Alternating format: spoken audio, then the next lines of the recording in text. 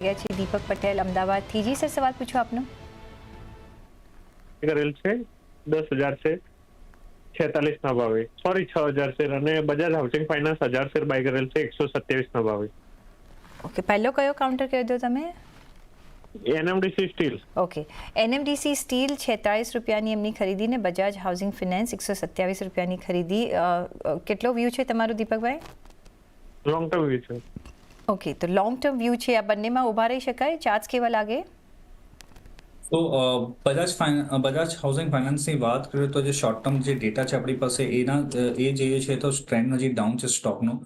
સ્ટોકે સારું કરેક્શન જોવા મળે છે અને હાયર લેવલથી પોસિબલ છે હજી કરેક્શન જોવા મળી શકે છે સ્ટોકની અંદર। ઇમ્પોર્ટન્ટ સપોર્ટ બને છે 102 નો। આ લેવલ્સ પણ અગર બ્રેક કરે છે ફર્ધર ફોલ થઈ શકે છે, તો સજેશન રહેશે કે 102 નો એક સ્ટ્રિક્ટ સ્ટોપ લોસ રાખે આ સ્ટોક્સમાં।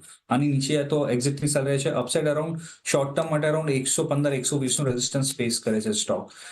એનએમડીસી સ્ટીલની વાત કરીએ તો ઓવરઓલ જે સ્ટ્રક્ચર છે એનએમડીસી સ્ટીલની અગર વાત કરીએ તો જે ઓવરઓલ સ્ટ્રક્ચર છે સ્ટોકનો એ ટ્રેન્ડ નેગેટિવ છે સ્ટોકનો।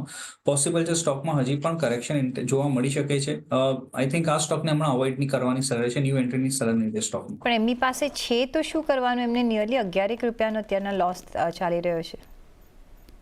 તો આઈ થિંક અહીંયાથી એક્ઝિટની સલાહ છે સ્ટોકમાંથી એનએમડીસી સ્ટીલમાંથી। ઓકે, લોંગ ટર્મ વ્યૂ હોય તો પણ યસ, ટેકનિકલ ડેટા જે છે એ સજેસ્ટ કરે છે જે પણ ટ્રેન્ડ નેગેટિવ છે, ઇન્ડિકેટર પણ હજી સજેસ્ટ કરે છે ટ્રેન્ડ કરેક્શન જોવા મળી શકે છે, તો આમાંથી એક્ઝિટની સલાહ રહેશે। ઓકે, તો એનએમડીસી સ્ટીલમાંથી તમને એક્ઝિટની સલાહ મળતી દેખાઈ રહી છે દીપકભાઈ। અહીંયા એક લોંગ ટર્મ ટ્રેન્ડ પણ નેગેટિવ લાગી રહ્યો છે। નેક્સ્ટ સવાલ પર જઈશું।